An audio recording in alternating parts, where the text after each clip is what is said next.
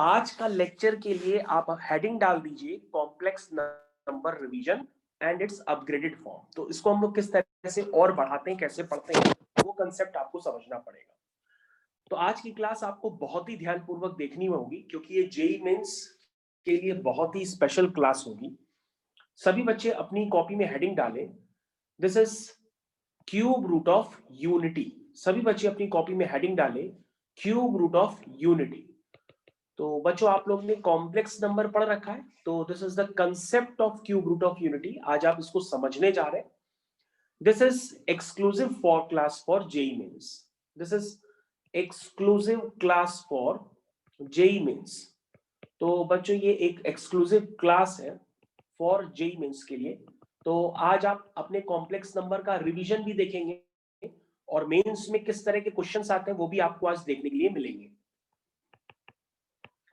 This is exclusive class for JEE Mains. Start करते हैं बच्चों। जैसा कि आपके सामने लिखा हुआ है स्क्रीन पे, क्यूब रूट ऑफ यूनिटी। तो क्यूब रूट ऑफ यूनिटी का क्या मतलब होता है? जैसा कि सभी बच्चे जानते हैं कि यूनिटी का मतलब होता है वन। यूनिटी का मतलब होता है वन। और अगर हम इसके क्यूब रूट की बात करें तो क्यूब रूट का मतलब होता है वन की पावर में 1/3। वन की पावर में 1/3, this is called cube root of unity. तो यूनिटी का मतलब बच्चों हुआ वन और क्यूब रूट का हुआ मतलब इसकी पावर में 1/3। तो this is cube root of unity. तो बच्चों ये जो क्यूब रूट ऑफ यूनिटी होता है इसको हम लोग कुछ मान लेते हैं। लेट्स से इसको हम कॉम्प्लेक्स नंबर पढ़ रहे हैं तो हम इसको z ही मान लेते हैं। आप इसको x या z कुछ भी लेट कर सकते हैं। तो बच्चों आपके पास अगर हम क्यूब रूट ऑफ यूनिटी का कंसेप्ट लाते हैं तो सबसे पहले यूनिटी का मतलब होता है वन और क्यूब रूट का मतलब होता है इसकी पावर में 1/3। और फोर्थ रूट होगा तो पावर में 1/4। nth रूट होगा तो पावर में 1/n। अभी तो हम क्यूब रूट पढ़ रहे हैं इसलिए पावर में 1/3। तो बच्चों आपके पास क्यूब रूट ऑफ यूनिटी में सबसे पहली लाइन यही होती है। उसके बाद अगर हम दोनों तरफ क्यूब कर लेते हैं तो आपका आ जाता है z cube is equal to 1, जिसको आप लिख सकते हैं z cube minus 1 is equal to 0। तो बच्चों आपको अब स्पेशली यहाँ पे ध्यान देना होगा। अगर हम इसके फैक्टर करते हैं using a cube minus b cube, हर बच्चा a cube minus b cube के फैक्टर जानता है, वो मैं आपको फिर से लिख देता हूं। a cube minus b cube होता है a minus b into bracket a square plus b square plus ab। ये हर बच्चा जानता है, इसको यहाँ पे यूज करिए। This is a cube minus b cube, this is a minus b a square plus b square plus a into b, z into 1 यानी कि z। तो बच्चों आप ध्यान से एक समझ में आ रहा होगा कि z क्यूब माइनस 1 के तीन फैक्टर हैं। एक है z माइनस 1 और एक है z square plus z plus 1। और बच्चों ये z क्यूब माइनस 1 किसके इक्वल था? 0 के इक्वल है। और z क्यूब माइनस 1 अगर इक्वल टू 0 है तो इसका मतलब उसके दो फैक्टर्स का प्रोडक्ट 0 है। तो बच्चों आप सभी जानते हैं कि अगर दो फैक्टर्स का प्रोडक्ट 0 होता है तो पहला फैक्टर भी 0 हो सकता है और दूसरा फैक्टर भी 0 हो सकता है। तो बच्चों आप दोनों फैक्टर्स को अपनी कॉपी में 0 के इक्वल करिए। जब आप 0 के इक्वल करेंगे तो आपको यहाँ पे कुछ बातें मिलेंगी। पहला फैक्टर 0 करेंगे तो बच्चों यहाँ से z की वैल्यू 1 आएगी और दूसरा फैक्टर आप जब 0 करेंगे तो बच्चों यहाँ से जो कॉम्प्लेक्स रूट आपको क्रिएट होंगे, कॉम्प्लेक्स रूट्स। क्यों? क्योंकि अगर आप ध्यान दें यहाँ पर a की वैल्यू 1 है, b की वैल्यू 1 है और c की वैल्यू भी 1 है। और अगर आप इस इक्वेशन का डिस्क्रिमिनेंट निकालते हैं तो डिस्क्रिमिनेंट होता है बच्चों b स्क्वायर माइनस 4ac। और अगर आप ध्यान से देखें तो this is b square minus 4ac। तो सभी बच्चों को ध्यान देना होगा कि this is 1 minus 3, this is minus 3। तो बच्चों किसी भी क्वाड्रेटिक इक्वेशन का अगर डिस्क्रिमिनेंट नेगेटिव होता है तो उसके complex root, non real roots, imaginary roots जो आप कहिए वो होते हैं। ठीक। अब बच्चों जब आप इस इक्वेशन के रूट्स निकालने की कोशिश करेंगे तो आपके रूट्स क्या होंगे? आप बताएंगे आपके रूट्स क्या होंगे? आप कहोगे सर इस इक्वेशन के जो रूट्स होंगे वो दो रूट्स होंगे। उसको लिखने के लिए आप क्या तरीका लगाते हैं? जैसे आप x में क्वाड्रेटिक होती है तो आप लिखते हैं x equal to minus b plus minus under root of b square minus 4ac upon 2a, ये लिखते हैं। इसको आप क्वाड्रेटिक फॉर्मूला या धराचार्य फॉर्मूला के नाम से जानते हैं। उसी तरीके से बच्चों अगर ये d है तो इसका आपको डिस्क्रिमिनेंट तो लेना ही पड़ेगा, यानी कि square root of b square minus 4ac that is d। इसको आपको इस तरह से लिखना ही पड़ेगा। अगर आप इसको पहले से ही सिंप्लीफाई कर लें तो आपको शायद ज्यादा समझ में आए। तो बच्चों जो अंडर रूट के अंदर -3 है उसको आप लिख सकते हैं 3 × -1। और बच्चों मैंने आपको सिखा रखा है कि कॉम्प्लेक्स नंबर में कि स्क्वायर रूट ऑफ -1 क्या होता है। स्क्वायर रूट ऑफ -1 होता है आई। क्या होता है बच्चों? स्क्वायर रूट ऑफ -1 होता है आई।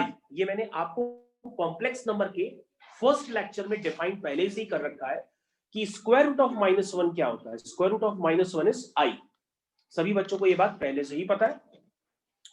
ओके, तो बच्चों अगर आप ध्यान से देखें तो इस एक्सप्रेशन में इसको आप लिख सकते हैं √3 × √-1। और √-1 को सभी बच्चे जानते हैं आज की डेट में कि उसको आई कह सकते हैं। तो बच्चों square of root of D यानी square root of b² - 4ac का मतलब क्या हुआ? इसका मतलब है √3i। तो यहां तक सभी बच्चों को समझ में आ गया होगा। और बच्चों अगर हम अब इस इक्वेशन के रूट्स लिखेंगे तो अगर ये x में क्वाड्रेटिक होती तो हम x इक्वल टू करके लिखते, लेकिन ये z में क्वाड्रेटिक है तो हम z में लिखेंगे z is equal to -b plus minus square root of b² - 4ac यानी स्क्वायर रूट ऑफ d। उसको आप बच्चों पहले से ही निकाल चुके हैं। ध्यान दीजिए बच्चों, स्क्वायर रूट ऑफ d को आप पहले से ही निकाल चुके हैं अपॉन 2a। सभी बच्चे इस पे ध्यान दें, क्या उनको ये बात समझ में आई? -b plus minus under root of b² - 4ac जिसकी वैल्यू आप पहले से निकाल चुके हैं, दिस इज √3i। वो वैल्यू आपने पुट की अपॉन 2। तो बच्चों ये आपके कॉम्प्लेक्स रूट्स है। तो अगर बच्चों आप इंडिविजुअल लिखेंगे तो पहला रूट आपका बच्चों ये है। ध्यान से देखिए बच्चों, पहला रूट आपका ये है और दूसरा रूट आपका ये है। ध्यान से देखिए बच्चों, पहला रूट आपका ये है और दूसरा रूट आपका ये है। और बच्चों मैंने आपको बताया है कि अगर आप ध्यान से देखें और आपको क्वाड्रेटिक इक्वेशन में भी पढ़ाया गया है कि कभी भी किसी भी क्वाड्रेटिक इक्वेशन के कॉम्प्लेक्स रूट्स होंगे तो कॉम्प्लेक्स रूट एक नहीं होता, हमेशा पेयर्स में एग्जिस्ट करते हैं। मतलब अगर किसी भी क्वाड्रेटिक इक्वेशन का एक रूट a + ib है तो दूसरा रूट 100% a - ib होता है। ये आपको क्वाड्रेटिक इक्वेशन में भी बताया गया था। और यदि एक रूट क्वाड्रेटिक इक्वेशन में p + √q है तो दूसरा रूट p - √q ऑटोमेटिक होता है। तो ये आपको क्वाड्रेटिक इक्वेशंस में सिखाया भी गया था कि कॉम्प्लेक्स रूट्स हमेशा पेयर्स में एग्जिस्ट करते हैं। तो बच्चों अगर आप इस बात को ध्यान से समझें तो इस इक्वेशन के जो दो रूट्स हैं वो एक दूसरे के कॉन्जुगेट है। आप ध्यान दीजिए, ये इस इक्वेशन के जो दो रूट्स हैं ये रूट्स क्या है? एक दूसरे के कॉन्जुगेट है। कॉन्जुगेट का मतलब बच्चों आप समझते हैं, किसी भी कॉम्प्लेक्स नंबर का कॉन्जुगेट अगर आपको लिखना है तो आपको कुछ नहीं करना होता है, आपको i को -i से रिप्लेस करना होता है। तो आपके पास क्या बन जाता है? कॉम्प्लेक्स नंबर का कॉन्जुगेट बन जाता है। अगर आपको बिल्कुल नहीं पता है तो मैं आपको यहाँ कोने में लिख के बताता हूं। अगर आपके पास कोई भी complex number x + iy type का है और अगर आप इसका कॉन्जुगेट लिखेंगे तो कॉन्जुगेट का मतलब होता है कि आप i को -i से रिप्लेस कर दीजिए तो आप इस कॉम्प्लेक्स नंबर का कॉन्जुगेट लिख सकते हैं। कॉन्जुगेट को रिप्रेजेंट करते हैं उसके ऊपर बार लगा के। क्या लगा के? बार लगा के। तो z और z बार क्या है? एक दूसरे के कॉन्जुगेट है। उसी तरीके से बच्चों ये कॉम्प्लेक्स नंबर जो है ये एक दूसरे के कॉन्जुगेट है। और आपको हमेशा याद रखना होगा कि कॉम्प्लेक्स रूट्स हमेशा पेयर्स में एग्जिस्ट करते हैं। एक a + ib होगा तो 100% एक दूसरा उसका कॉन्जुगेट a - ib जरूर होगा। तो बच्चों ये बात आपको 100% समझ में आ गई होगी। और बच्चों अब आपको आज के बाद ध्यान रखना होगा कि ये जो पहला रूट होता है तो ये कॉम्प्लेक्स रूट, इस रूट को बच्चों हम लोग कहते हैं ओमेगा। ध्यान दीजिएगा, इस रूट को हम लोग कहते हैं ओमेगा। तो बच्चों आप ध्यान दीजिए, ओमेगा क्या है आपका? ध्यान दीजिएगा बच्चों, ओमेगा क्या है आपका? ओमेगा है -1 + i√3/2। This is your omega. तो बच्चों याद रखिएगा, जो पहला रूट है -1 + i√3/2 इसको हम लोग बच्चों ओमेगा के नाम से भी जानते हैं। This is also called omega. और बच्चों आपको जान के खुशी होगी, अगर आप दोनों तरफ स्क्वायरिंग करें तो आपको एक रिलेशन मिल जाएगा। ध्यान दीजिए, दोनों तरफ आप स्क्वायरिंग करिए तो आपको एक मजे का रिलेशन मिल जाएगा। दिस इज a - b का whole square, this is a² + b²। ध्यान दीजिए -2ab। तो सभी बच्चों को यहां पर समझ में आना चाहिए अपॉन 4। तो बच्चों अंदर क्या है? a - b का होल स्क्वायर, उसको मैंने लिख दिया। और बच्चों सभी जानते हैं कि आई अगर क्या होता है, स्क्वायर रूट ऑफ -1 होता है, तो अगर आप दोनों तरफ स्क्वायरिंग कर देंगे तो आई स्क्वायर क्या होता है, -1 होता है। तो बच्चों इसको आप यूज करेंगे, 1 का स्क्वायर तो 1 ही हो गया। ध्यान दीजिएगा बच्चों, आपने क्या लिखा है, इधर ध्यान दीजिए इस एक्सप्रेशन पे, आपने लिखा है A square plus B square -2ab। तो बच्चों आई स्क्वायर अगर -1 पुट कर देंगे तो ये क्या हो जाएगा, -3 हो जाएगा, क्योंकि √3 का स्क्वायर क्या हो जाएगा, 3 हो जाएगा, और आई स्क्वायर -1 हो जाएगा। ये हो गया -2i√3/4। 1 - 3 क्या हो जाएगा, 1 - 3 is -2, दिस इज -2i√3/4। तो बच्चों ध्यान से देखिएगा, टकटकी लगा करके ऊपर से 2 कॉमन ले लीजिए। जैसे ऊपर से 2 कॉमन लेंगे तो बच्चों क्या बन जाएगा, दिस इज -1, ध्यान दीजिएगा, -1 -i√3/4 ये बन जाएगा। एक 2 से 2 कैंसिल कर लीजिए, क्या बन गया, -1 -i√3/2। तो बच्चों आपको ये बात समझ में आ गई। अगर आपने पहले रूट को ओमेगा कहा है तो ऑटोमेटिक जो आपका दूसरा रूट है, जो ऑटोमेटिक आपका दूसरा रूट है वो उसका स्क्वायर है। ध्यान दो, वो उसका क्या है, स्क्वायर है। This is called omega square. तो बच्चों आपको ध्यान देना चाहिए यहाँ पे कि आपने -1 + i√3 को कहा ओमेगा, तो -1 - i√3/2 क्या है, ये आपका है ओमेगा स्क्वायर। तो बच्चों ये बात आपको क्लियर होनी चाहिए। अब मैं आपको टाइम दे रहा हूं, उसको पहले आप देख लीजिए, और कुछ पूछना है तो पहले पूछिए। तो सभी बच्चे दोबारा यहां पे ध्यान दें, यहां पर मैंने लिखा था z³ - 1 = 0। मैंने लिखा था इस इक्वेशन के क्या रूट्स हैं। आपने बताया कि सर इस इक्वेशन के जो रूट्स हैं वो है सर, एक आपने 1 निकाला है, एक ओमेगा निकाला है, और एक ओमेगा स्क्वायर निकाला है। यही तो निकाला अभी आपने। आपने पीछे इतनी देर तक क्या काम किया, यही तो काम किया है। आप कहोगे सर जहां पे ओमेगा जो है वो है -1 + i√3/2 है, और सर जो ओमेगा स्क्वायर है वो -1 - i√3/2 है। यही तो आपने निकाला। अब बच्चों यहां पे कुछ रिजल्ट है। क्या रिजल्ट है, जरा ध्यान दीजिएगा। सभी बच्चे आराम से बैठे और हमारी स्क्रीन पे फिर से ध्यान दें। यहां पे कुछ रिजल्ट मैं इंटरप्रेट कर रहा हूं, देखिए बच्चों। जैसे आप कोई क्वाड्रेटिक इक्वेशन लिखे हो, ये क्वाड्रेटिक इक्वेशन जैसे आप लिखते हो ना, आप कहते हो इसके रूट्स हैं alpha, x = alpha and x = beta, ये इसके रूट्स। तो बच्चों अगर किसी क्वाड्रेटिक इक्वेशन का कोई रूट होता है तो वो उसको क्या करता है, सेटिस्फाई करता है। करता है कि नहीं, सेटिस्फाई करता है, ये तो जानते ही होंगे। ये तो क्लास 11th क्या 10th में भी होता है, सेटिस्फाई करता है ना। तो आप इसको लिखते हो इस तरह से। तो बच्चों अगर आपने अभी जो इक्वेशन लिखी है z³ - 1 = 0, तो बच्चों इसके रूट्स क्या है, एक 1 है, एक ओमेगा है, एक ओमेगा स्क्वायर। तो बच्चों ये रूट्स भी क्या करेंगे, इसको सेटिस्फाई करेंगे। तो आप उसको सेटिस्फाई करेंगे। 1 डालेंगे तो 1 - 1 0, बिल्कुल सेटिस्फाइड डालेंगे। ओमेगा डालेंगे तो ओमेगा³ - 1 = 0, दैट मींस ओमेगा³ क्या होगा, 1। तो बच्चों आपके पास एक सुंदर सा रिलेशन आया है जो बिल्कुल आपकी तरह सुंदर है, और ये है रिलेशन ओमेगा³ = 1।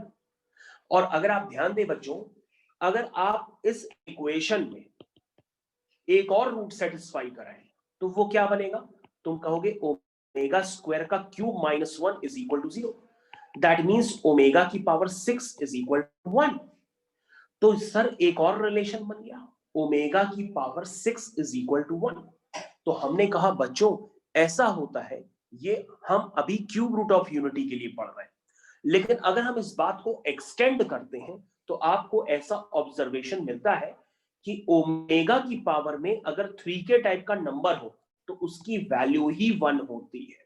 यानी ओमेगा की पावर में चाहे 3 हो, चाहे 6 हो, चाहे 9 हो, चाहे 12 हो, चाहे 15 हो, चाहे 18 हो, चाहे कुछ भी हो, 3 का मल्टीपल होगा तो उसकी वैल्यू क्या होगी, 1 होगी। ओमेगा की पावर 18 इज 1, ओमेगा की पावर 30 इज 1, जहां पर के आपका क्या है, एक नेचुरल नंबर है। ठीक। अब बच्चों अगर आप ध्यान दें यहां पर, ओमेगा की पावर 3k+1 अगर आप लिखें तो इसका रिजल्ट क्या होगा?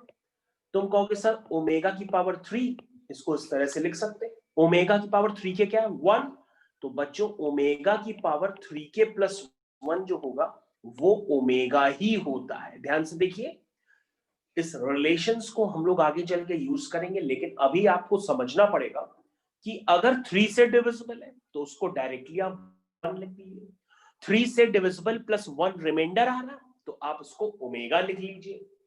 और अगर बच्चों कोई आपके सामने 3k+2 लिख ले तो आप इसको लिखोगे ओमेगा की पावर 3k इंटू ओमेगा की पावर 2। ओमेगा की पावर 3k क्या है बच्चों? 1। तो दैट मीन्स ये क्या हो गया? Omega square. तो बच्चों ओमेगा की पावर 3k+2 क्या निकल के आया? ये निकल के आया आपका ओमेगा स्क्वायर। तो बच्चों आपको इन बातों पे ध्यान देना होगा कि 3 से डिविजिबल है तो आप उसको एग्जैक्टली क्या लिख सकते हैं? 1। और 3 से डिविजिबल +1 रिमाइंडर आ रहा तो उसको आप एग्जैक्टली लिख सकते हैं ओमेगा। 3 से डिविजिबल और 2 रिमाइंडर आ रहा है तो उसको आप लिखेंगे ओमेगा स्क्वायर। तो बच्चों ये एक रिलेशन है, ये रिलेशन आपको पता होने चाहिए, इसलिए मैं इनको स्पेशली फिर से हाईलाइट कर रहा हूं और इनको अभी दोबारा भी लिखूंगा, लेकिन पहले आप इतना जरूर अपनी कॉपी में लिख लीजिए। क्या लिखेंगे कनेक्ट करके इसको? आप लिखोगे कनेक्ट करके सर ओमेगा की पावर 3k तो 1, ओमेगा की पावर 3k+1 तो ओमेगा, ओमेगा की पावर 3k+2 तो ओमेगा स्क्वायर। तो बच्चों ये रिलेशन मैंने आपके सामने दोबारा लिखे हैं। ये रिलेशन आपको हर हालत में बिल्कुल 100% तरीके से पता होना चाहिए, क्योंकि जब आप क्वेश्चंस करेंगे तो इनका एप्लीकेशंस बिल्कुल धूम मचाते हुए होगा। जैसे धूम पिक्चर नहीं थी, धूम मचाते हुए, बिल्कुल वैसे ही इसका एप्लीकेशन होगा। तो बच्चों आपके सामने फिर से मैं आपके सामने फिर से एक रिव्यू कर रहा हूं, एक नया कंसेप्ट जो इसी पे ही बेस्ड होगा। और आपको यहां पे कैलकुलेट करना है 1 प्लस ओमेगा स्क्वायर। सभी बच्चे अपनी कॉपी में कैलकुलेट करें 1 प्लस ओमेगा स्क्वायर। सभी बच्चे खुशी खुशी अपनी कॉपी में इस वैल्यू को इवैल्यूएट करें 1 प्लस ओमेगा स्क्वायर। अगर आप नहीं कर पा रहे तो आप हमारी तरफ देखिए, 1 is 1, omega is -1 plus I√3/2, omega square is -1 minus I√3/2। तो बच्चों अगर आप इसका एलसीएम वगैरह लेंगे और इसको सिंप्लीफाई करेंगे तो इसकी वैल्यू अब तक आपकी निकल के आ गई होगी। तो क्या वैल्यू निकल के आई है वंश बेटा?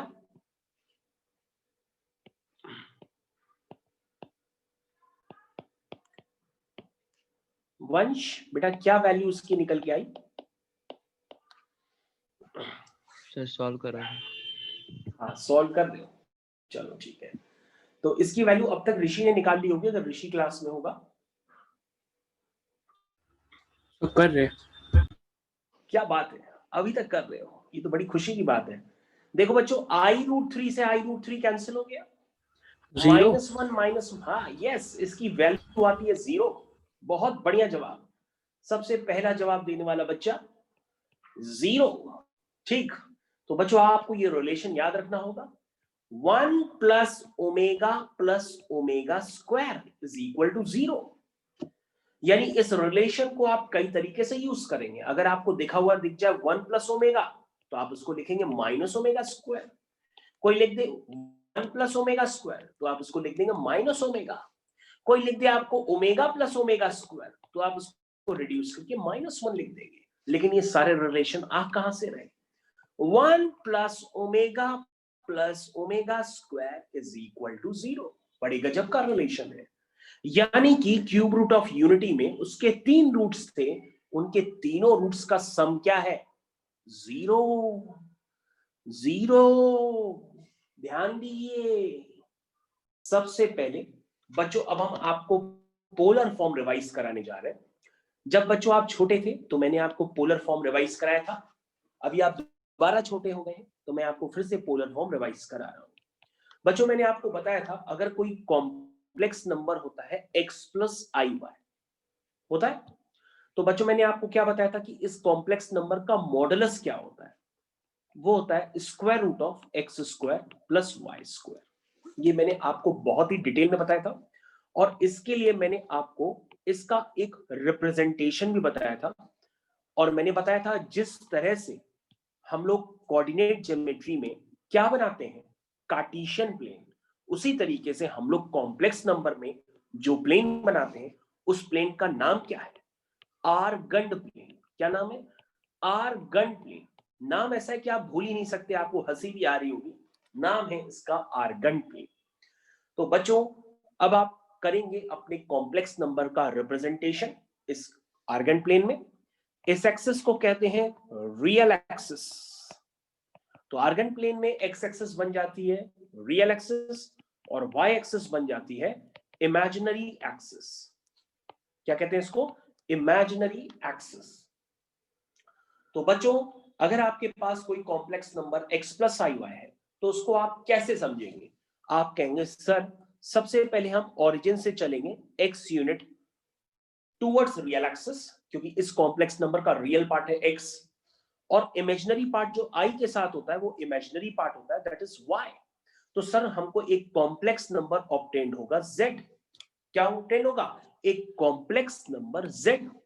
तो बच्चों z के कोऑर्डिनेट क्या हुए, z के कोऑर्डिनेट हुए x, y। ये मतलब होता है बच्चों। और बच्चों अगर आपसे पूछा जाए कि किसी भी कॉम्प्लेक्स नंबर का मॉडुलस, तो मॉडुलस बच्चों आपको फिजिक्स में पढ़ाया जाता है कि मॉडुलस का मतलब क्या होता है, the length of the vector, the length of the vector.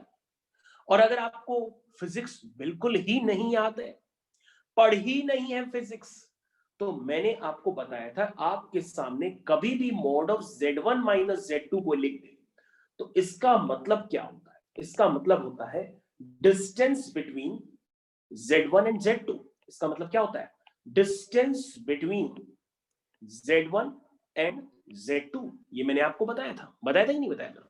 तो बच्चों यहां पर क्या लिखा है, यहां पे mod z लिखा है, यानी कि z2 की जगह क्या है, 0।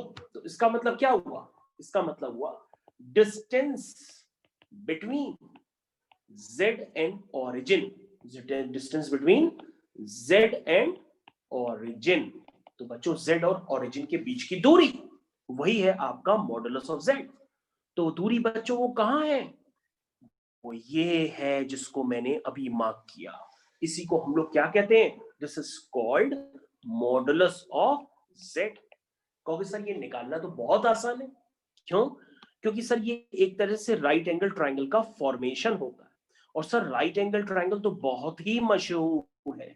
राइट एंगल ट्रायंगल का हाइपोटेन्यूज क्या होता है, square root of x square plus Y square. इसका मतलब मॉडुलस ऑफ जेड क्या होगा, मॉडुलस ऑफ जेड होता है square root of x square plus Y square, जिसको मैंने आपकी स्क्रीन पर पहले से ही लिख दिया था और मैंने आपको शॉर्ट में वैसे भी बताया है कि कोई भी कॉम्प्लेक्स नंबर हो अगर आपको उसका मॉडुलस निकालना है तो वो होता है square root of real part का स्क्वायर प्लस इमेजिनरी पार्ट का स्क्वायर। ये मैं आपको पहले भी कई दफे बता चुका हूं। अब बच्चों बात आती है कि इस कॉम्प्लेक्स नंबर का पोलर फॉर्म। तो चलिए अब हम लोग रिप्रेजेंट करते हैं इस कॉम्प्लेक्स नंबर का पोलर फॉर्म।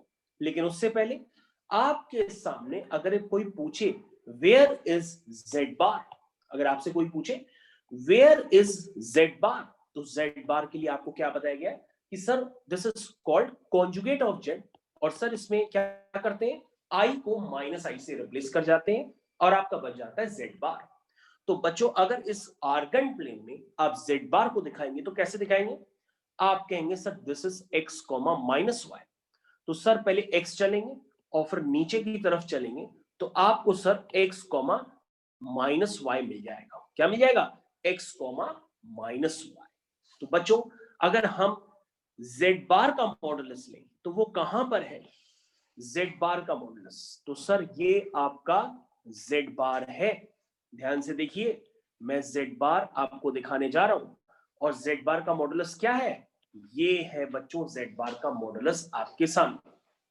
तो अगर आप बच्चों जेड बार का मॉडुलस लिखेंगे तो आपको जान करके ताज्जुब होगी कि ये भी एक राइट एंगल ट्रायंगल का फॉर्मेशन करता है, और इस राइट एंगल ट्रायंगल में हाइपोटेनियस क्या होगा, square root of x square plus Y square, क्योंकि अगर आप माइनस वाई का भी स्क्वायर करेंगे तो वो प्लस वाई स्क्वायर हो जाएगा।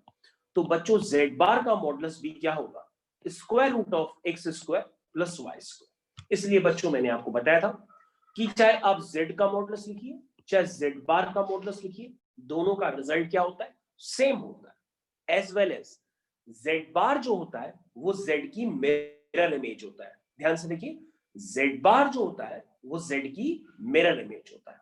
ठीक है, about x axis, about real axis. अब बच्चों हम लोग आगे पढ़ते हैं और देखते हैं polar form of complex number, तभी हम लोग आगे पढ़ पाएंगे। एक बार रिवाइज करते हैं, what is polar form of complex number. तो पोलर फॉर्म बच्चों सभी के होते हैं, तो पोलर फॉर्म आपने कॉम्प्लेक्स नंबर का भी पढ़ रखा है, आप आज उसको दोबारा पढ़ रहे हैं।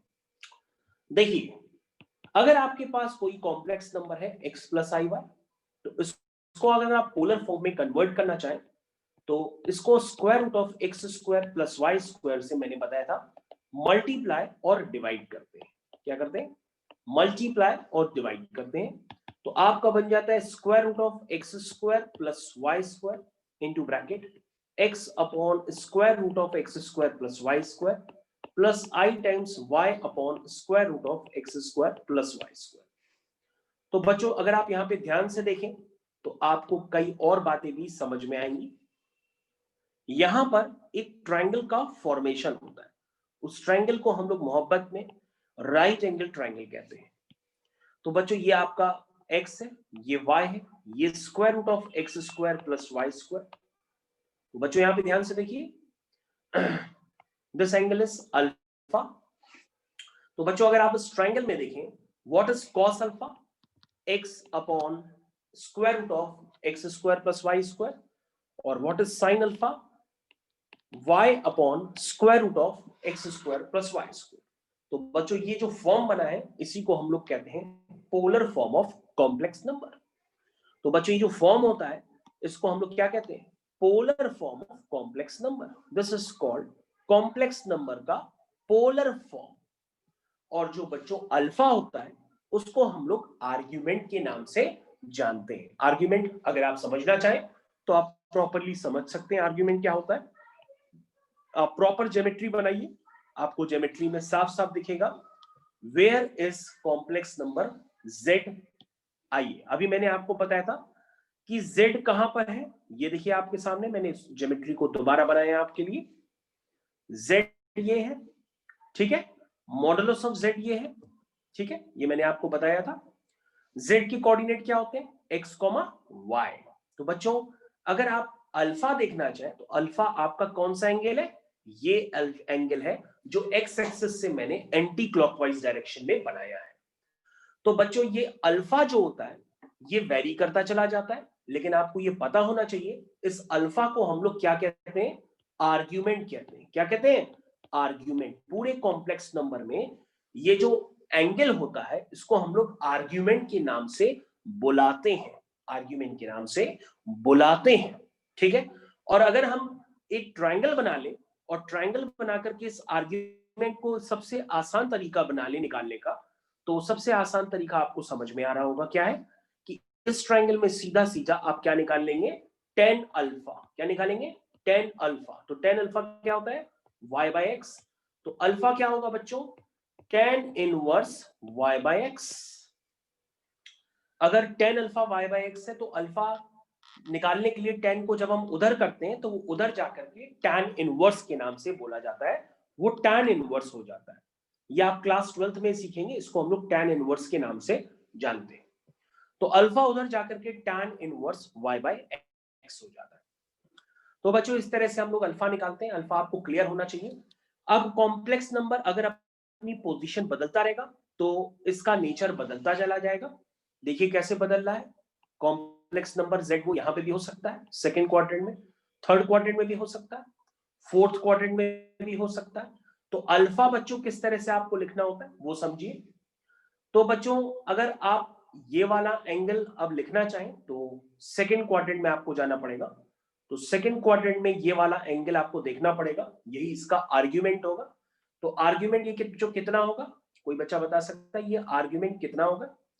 तो कहोगे सर ये जो आर्ग्यूमेंट होगा, अगर आप ध्यान से देखें सर, हमारी बात सर ध्यान से सुनिएगा सर, अगर आप ये पूरा एंगल देखें तो ये पूरा एंगल कितना है? पाई। क्या है ये? पाई। ठीक है ना, ये पूरा एंगल कितना है? पाई। ठीक है ना, तो आपने पाई से क्या माइनस कर दिया? अल्फा। तो this angle becomes pi minus alpha. ऐसे आप सोच लीजिए, ऐसे आप सोच सकते हैं अगर आपको सोचने में दिक्कत आ रही है। लेकिन अगर अभी आपको नहीं समझ में आ रहा तो आप दोबारा देखिए, मैं आपको दोबारा बताता हूं। इधर देखिए फिर से, इस एंगल को क्या कहेंगे आप? पाई कहेंगे। दिस इज 180, कह सकते हैं स्ट्रेट लाइन 180 होती है कि नहीं 180। तो बच्चों अगर ये अल्फा तो ये वाला एंगल भी अल्फा, क्योंकि वर्टिकली अपोजिट एंगल। तो बचा हुआ एंगल बच्चों कितना हुआ? पाई माइनस अल्फा।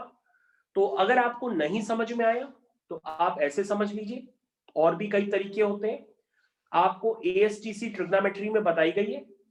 यहां पर क्या होता है? 0 डिग्री। यहां क्या होता है? Pi by 2।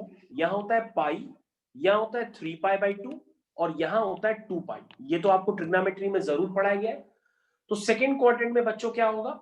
सेकेंड क्वाड्रेंट में पाई से कम एंगल होगा, तो उसको हम लोग कहते हैं पाई माइनस अल्फा। थर्ड क्वाड्रेंट में क्या होगा? पाई प्लस अल्फा। फोर्थ क्वाड्रेंट में क्या आएगा? 2 पाई माइनस अल्फा। तो बच्चों ये बात आपको क्लियर होना चाहिए कि हम लोग जब क्यूब रूट ऑफ यूनिटी पढ़ते हैं तो उसमें ये आर्ग्यूमेंट यूज करते हैं जो मैंने आपके सामने लिखा है। तो बच्चों फर्स्ट क्वाड्रेंट में आपका अल्फा होता है, सेकंड क्वाड्रेंट में pi minus alpha, third quadrant में pi plus alpha, fourth quadrant में 2 पाई माइनस अल्फा। तो ये बातें आपको क्लियर होनी चाहिए कि ये मैंने किस तरह से लिखा है। ठीक है ना, पाई से कम तो पाई माइनस अल्फा, पाई से ज्यादा तो पाई प्लस अल्फा, 2 पाई से कम तो 2 पाई माइनस अल्फा। तो चार क्वाड्रेंट में जो आपको आर्ग्यूमेंट्स लेने हैं वो आर्ग्यूमेंट्स बच्चों आपको क्लियर होने चाहिए कि वो मैंने किस तरह से लिखे। तो बच्चों ये एंगल जो है, this angle is called pi plus